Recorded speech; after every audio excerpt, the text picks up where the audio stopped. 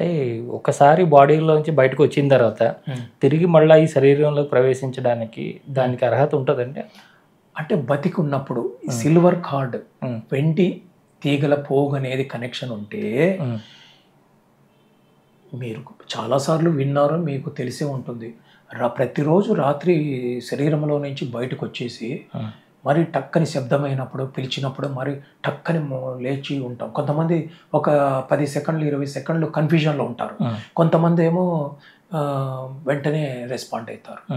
ప్రతిరోజు రాత్రి ప్రతి ఒక్కడు కూడా మనిషి ధ్యానం చేసినా చేయకపోయినా కూడా అది అన్కాన్షియస్ యాస్ట్రల్ ట్రావెల్ జరుగుతూనే ఉంటుంది. దానికి చాలామంది ఈ మధ్య గరికపాటి వారు, మీరు పేరు వినే ఉంటారు, నాకు ఇష్టమైనటువంటి వాళ్ళలో వారు కూడా ఉన్నారు. వారు ప్రవచనాలు చేయటమే కాకుండా ధ్యానం అనేది కూడా సాధన చేయాలనేటువంటి సాధన చేస్తున్నటువంటి మహానుభావులు చాలామంది నాకు తెలిసిన వాళ్ళలో ప్రవచనాలు చేసి వచ్చేటువంటి మంచి కీర్తి అది దీని వల్లతో సాటిస్ఫై అయ్యే వాళ్ళు చాలా మంది ఉంటారు. అట్లా చాలా జన్మలు తీసుకున్న తర్వాత ఎప్పుడో ఒకసారి ఈ సాధనలోకి దిగుతారు. అది ధ్యానం అంటారు. ఇంకోటి ఇంకా చెప్పాలంటే ఎందుకు అన్నిసార్లు ప్రవచనాలు చెప్తారంటే ఎదుటి వాళ్ళ కాదు, వాళ్ళకి అర్థం కావడానికి వాళ్ళు చెప్తున్నారు. ఎదుటి వాళ్ళని ఉద్ధరించడానికి కాదు, తను బాగా లోపల దిగడానికి. మననము శ్రవణము నిధిధ్యాస అన్నారు. చచ్చిపోయేటప్పుడు నారాయణ అంటే పీచు అన్నాడంట. అంటే ఆ టైంలో బుర్ర పని చేసి చావదు. ఒక టైంలో ఇట్లా అనుకొని చెప్పిన తర్వాత శరీరం కాదు, ప్రపంచం కాదు, ఆత్మ అనే పదార్థము సత్యము నిత్యము అనే విషయం అర్థం కావడానికి చాలా జన్మలు, మీ పోటీ వాళ్ళు కొన్ని వేల జన్మలు మహాప్రవచనకర్తలుగా ఉండింటారు. ఆ తర్వాత కొన్ని జన్మలంతా సాధన చేసి ఇప్పుడు మీరులాగా జన్మతా యోగత్వం సాధించిన వాళ్ళు. ఇంకా మీకు ఇంకొక గురువు, ఇంకొక ఉపదేశాలు ఏం అక్కర్లేదు. ఇవన్నీ అందరిని కలవటం వల్ల మీకు ఏంటంటే అది ఒక రకమైన టైంపాస్ అని చెప్పచ్చు. పత్రి సార్ ఒక మాట అన్నారు, సార్ మీకు అంతా తెలుసు కదా, మరి బుక్కులు ఎందుకు చదువుతారంటే ఇట్లా వాడు కూడా ఇంకోడు ఉన్నాడు కదా అని తెలుసుకోవడానికి తెలిస్తే సంతోషం అవుతుందయ్యా. తెలుసుకునేది ఏం లేదు, చదవటం మూలన నాకు ఒక కిక్ వస్తుందయ్యా. అట్లా చదువుతూ ఒక మిరపాయ బజ్జి తింటుంటే కిక్, అది నా బుర్ర, నా జిఫా, నాకు ఇట్లా బాగా అనిపిస్తుంది. ధ్యానం కోర్సు అయిపోయింది, సమాధి స్థితి అయిపోయింది, మోక్షం కూడా అయిపోయింది. చెప్పినాడు సారు, 14వ జన్మ, ఈ 14 జన్మలు మీకోసం తీసుకున్నాను, మీ అందరి కోసం తీసుకున్నాను, ఆ తర్వాత నేను మీకు లభ్యం కాను. మీరు అప్పటి నుంచి ఇంటర్వ్యూ మొదలైన పత్రిజీ గారి గురించి, పత్రి సార్ మీకు ఒక గురువు అన్నట్టు ఇంతలా చెప్తున్నారు. కానీ ఆయన ఎప్పుడైతే ఈ బాడీని, ఈ శరీరాన్ని వదిలేశారో వెంటనే ఆయన శరీరాన్ని వదిలేయడానికి లేదా ఆయన చేసిన తప్పులు ఏంటి ఇలాంటి అన్నిటి మీద రకరకాల విమర్శలు మీరు చెప్పినటువంటి గ్రూప్ నుంచే, మీరు ఏదైతే చెప్పారు గ్రూప్, ఆ గ్రూప్ నుంచి ఎక్కువ విమర్శలు వచ్చినాయి. ఎందుకని అలాగా? అంటే గురుభావం లేదా, గురువు మీద భక్తి లేదా, లేదంటే ఆయన చెప్పిన తప్పులను పట్టుకుంటానే ఉన్నారా? ఎవరు ఎట్లా ఏం మాట్లాడినారు అనేది కాసేపు పక్కన పెట్టేస్తే సార్, నా దగ్గర ఉన్నటువంటి సీనియర్ గురువులు కాకుండా ఆ టైంలో మరి కొంచెం నేను తిరగటం కూడా జరిగింది భారతదేశం ముఖ్యంగా. ఒకానొక దిగులు నన్ను ఆవరించింది. అంటే అంతవరకు దేహభ్రాంతి లేదేమో అనుకున్నది.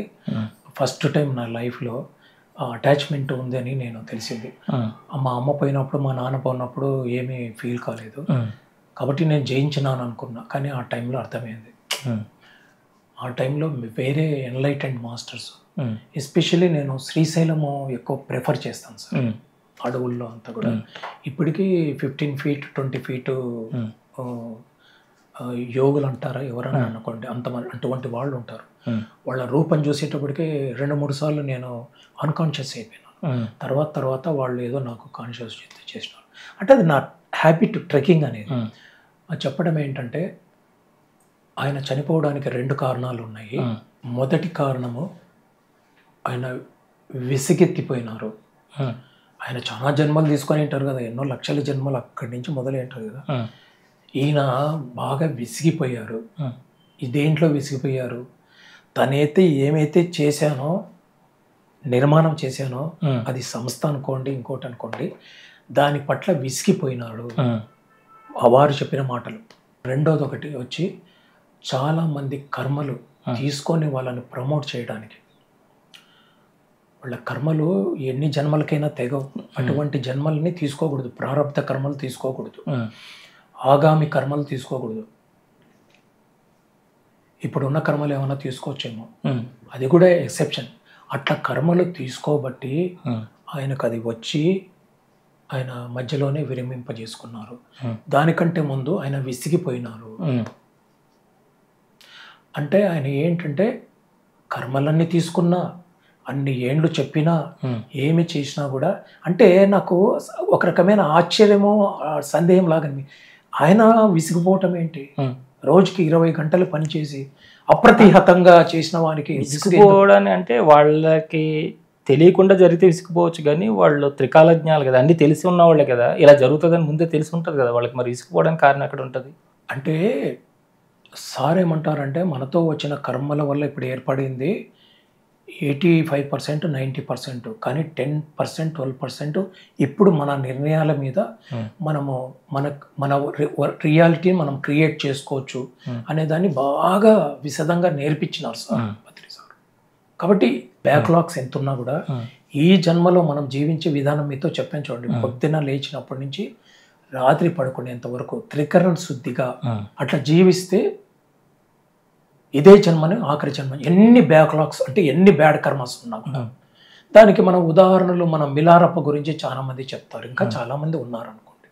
అట్లా తోవ క్లియర్ చేసి కర్మలన్నీ తీసుకొని వాళ్ళ మీద ఇంకా విపరీతమైనటువంటి కరుణతో వాళ్ళకి ఏమి కావాలంటే అది ఏ గురువు చేయలేదు నాకు తెలిసి.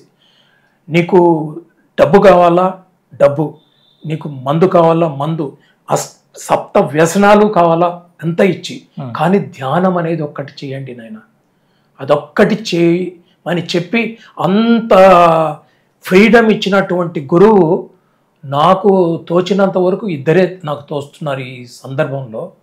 ఇప్పుడే కాదు, ఎప్పుడు. ఒకటి వచ్చి పత్రి సారు, రెండు వచ్చి ఓషో వారు.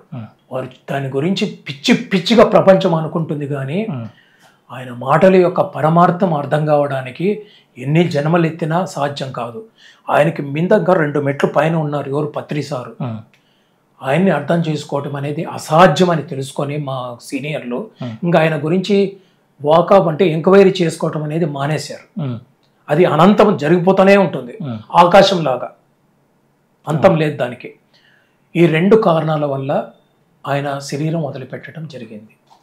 అంటే ఎంత చేసినా, ఎన్ని కర్మలు తీసేసినా, ఎన్ని వసతులు వీళ్ళకి ఎన్ని కావాల, 10 రూపాయలు అంటే 10 కోట్లు ఇచ్చినా, మాట వరుసకు చెప్తున్నాను సార్, అయినా కూడా ఈ ఎదవలు మారరు.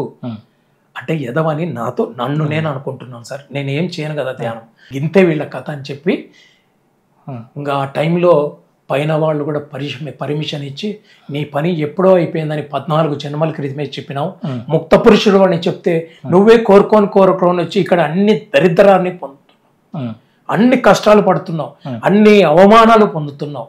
నీ ఎదురుగా సరే అంటారు, వెనకల నీకు గోతులు తీస్తున్నారు.